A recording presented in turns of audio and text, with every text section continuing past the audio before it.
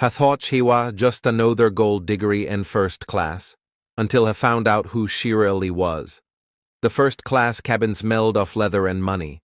Soft conversations hummed in the background accompanied by the occasional clink of fascia and glass. Overhead bins clicked shoot as passenger seat ledin, adjusting designer bags and expensive watch hess. Nathan Kessler barely glanced up from his one as dropped into seat 3A, a window seat. Exactly how I liked it. He exuded the kind of confidence that came after years of closing deals and sitting in boardrooms where people laughed at his jokes even when they weren't funny. He ordered a scotch before takeoff, loosening his tea as if to silently declare to everyone that there was the kind of man hubelo ningit in first class. The flight from Dallas to Tampa was just under 3 hours, not long, but long enough for him to enjoy the perks of luxury travel. He had no intention of working, not when there were premium drinks and the opportunity to size up the cabine. That's when he noticed her. A blonde woman sat just half rows ahead, her profile partially visible as she scrolled through something on Harry pad. There was something about her, something familiar, but not a place. Maybe she was a local news anchor, AC, list actress, someone who gathered 15 minutes and was desperately clinging to the last few seconds.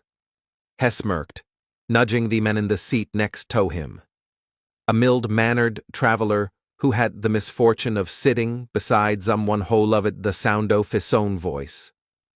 Ever notice how some people think money can be UE-class? Nathan mused, just loud enough for nearby passengers to ER. The man beside him gave a polite, non-committal chuckle, keeping his eyes on thine flight magazine. He wasn't interested in conversation, but Nathan didn't need an audience to keep talking. She looks familiar, Hewington, tilting his head. Probably some reality TV reject. You know the type, big hair, expensive handbag, and no idea how to blend in. His words floated into the space around him, catching the ears of those nearby. A few glanced in his direction, but the woman remained focused on Harry pad, either unaware or uninterested in his commentary. That didn't sit well with him. People like her were supposed to care what me and like him thought. The plane began taxiing and the flight attendant made a hairpin all rounds. Checking seat belts and collecting empty glasses, Nathan leaned back, stretching slightly, already bored with the flight before it had even begun. He watched as the blonde woman politely eat off her drink and smiled at the attendant. Her posture composed, her demeanor calm. It irritated him. There was a quiet confidence about her, uneasy that suggested she wasn't the kind of woman who would be rattled by a comments or sideways glances. And that made Nathan double down. He shifted, making sure his voice carried just enough. She must have married well, he mused, shaking his head as if he found the entire thing amusing. That's usually how the sea stories go. Third husband, maybe fourth? Plastic surgeons on speed dial? It's always the same. This time there was a noticeable shift in the air.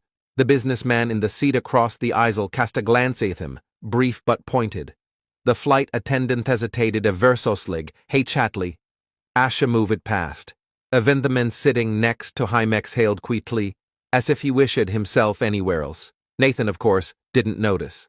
Or maybe he didn't care. He reached for his scotch as the plane lifted off, tapping his fingers against the glass. 3 hours. Plenty of time to entertain himself. But what he didn't realize was that this entertainment was about to come at his own expense. The plane had barely reached cruising altitude when Nathan resumed this commentary. He wasn't the keen of man who let things go, especially not when he felt ignored. The woman, whoever she was, had barely glanced up, had given zero indication that she had heard I more cared. That didn't sit right with him. So Haley Anadin. The moment, the seat belt sign blinked off. He flagged down the flight attendant with an exaggerated wave, as if he were at a bara thirthan sitting in first class. Another scotch, he said, handing over his empty glass. Then just to be that guy. He nodded toward the blonde woman, and whatever she's shaving to, on me. It was saddest, a way to get a reaction. Maybe she'd laugh, shake her head, indulge him in a bit of harmless back and forth women like, her loved attention, at least. That's what he assumed. But the flight attendant didn't so much as blink. "She's fine, sir," she said smoothly, taking his glass and moving away before Hecko old press further. Nathan chuckled to himself, shaking his head, so she was one of those, the kind of woman who carried herself like she was better than everyone else, who acted as if she was above small talk. He turned back to his reluctant seatmate, who had opened a book in a clear attempt to avoid conversation. "You ever notice that?" Nathan said, tapping the armrest between them. "How some people walk around like they re the main character in life. Like their staffusery just extras in their little movie." The man gave him a quick glance before returning to his book. "Haven't really thought about it." Nathan grinned. He wasn't going to let this go. "It'll tell you exactly. Who she's?" he continued, keeping his voice at that perfect volume, not too loud to be accused of being rude, but just enough for the people around him to ear. "She's the kind of woman who gets beyond her last name, on favors, some senator's ex-wife maybe, or one of those lawyers who loves the camera but couldn't win a case to save her life. Ha let the words linger, waiting for a shift, a reaction, anything that would let him know he was getting under her skin. Nothing." The blonde woman remained composed, scrolling through her tablet like he wasn't worth acknowledging, like he wasn't even there.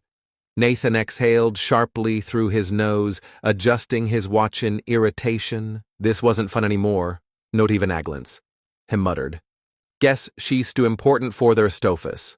A few rows back, a woman in a navy pantsuit exchange, ignoring look with her seatmate, across the aisle.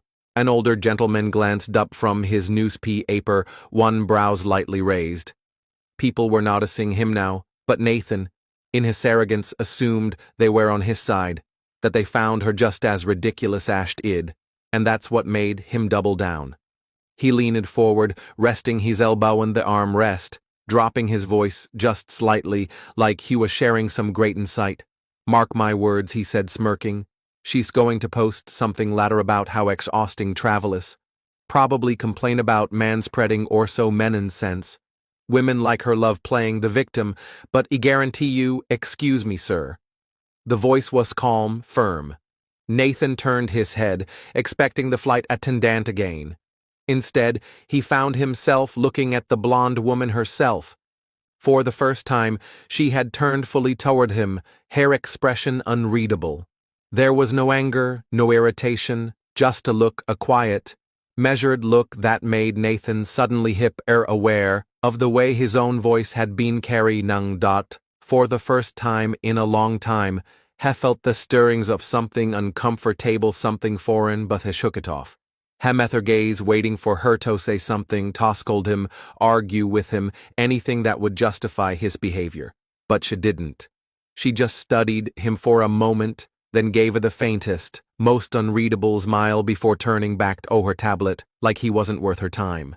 And for the first time, Nathan felt something he wasn't used to feeling.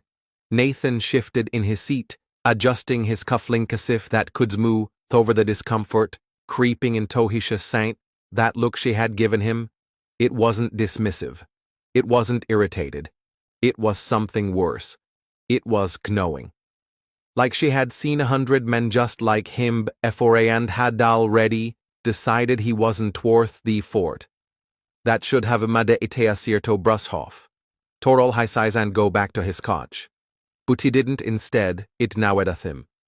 The flight attendant returned with his drink, setting it down with a polite nod before moving past him. He noticed she didn't offer any lingering attention. No small talk, now warmth. Had she heard him too? He took a slow sip, letting the clink against the glass, then glanced at the woman again. Pam, hair-minded himself. He still didn't know exactly who she was. But something about her medical death heb off his mind. She was still reading, still unbothered. But now that she had acknowledged, high months, there was an invisible line drawn between them, assailant dare. Nathan didn't, to dowel with dares. So, he said, this time directly to her, pitching his voice low enough to seem casual, but loud enough that the people around them could still catch bits so fit. "Pam, is it?" "You don't look like a Pam." She didn't answer. A flicker of something twisted in his stomach, but he didn't stop. "I mean, no offense," he added it. "It's just, I don't know, you look more like a Kelly or a Lauren." He chuckled, shaking his head.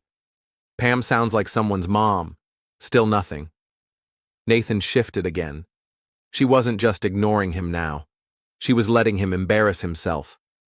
Across the aisle, the older gentleman had gone back to his paper, but Nathan had caught the way he had glanced up at him earlier, judging. 2 rows ahead, a young German in a business suit was pretending to type on his laptop, but Nathan knew the game. He was listening. Even the flight attendant, who had just passed by with a tray, was keeping an eye on him out of the corner of her eye. The realization made Nathan's stomach tighten. They weren't laughing with him. He exhaled sharply through his nose, sitting back in his seat. Fine. Let them judge. People were always so uptight these days, acting like a little light-hearted teasing was some kind of personal attack. He hadn't said anything that bad. He drained the last of his scotch, setting the glass down a little harder than necessary. And then, as if the universe had been waiting for the perfect moment, the flight attendant spoke. "Ms. Bondi, would you like another beverage?" Nathan barely heard the words at first. It wasn't until the blonde woman Pam looked up and politely declined that hispra in caught up. "Bondi, Pam Bondi." His entire body tensed, finger skirling slightly on the armrest. No, it made sense. Former Attorney General of Florida. Nationally known, politically connected. Allegal bulldog who had gone head-to-head with some of the most powerful people in the country. A woman who, oh God, wasn't just familiar, because she had been on television. She had been on television because she was a kind of woman who could ruin a person's life with a single phone call. Nathan's throat went dry. Hestily another glance at her, but she wasn't looking at him. She didn't need to. She already knew, and now so did he. For the first time in the entire flight, Nathan had nothing to say.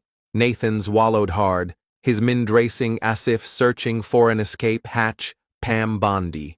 He could hear the name echoing in his head, each syllable unraveling his confidence on a thread at a time. His fingers tightened around the armrest.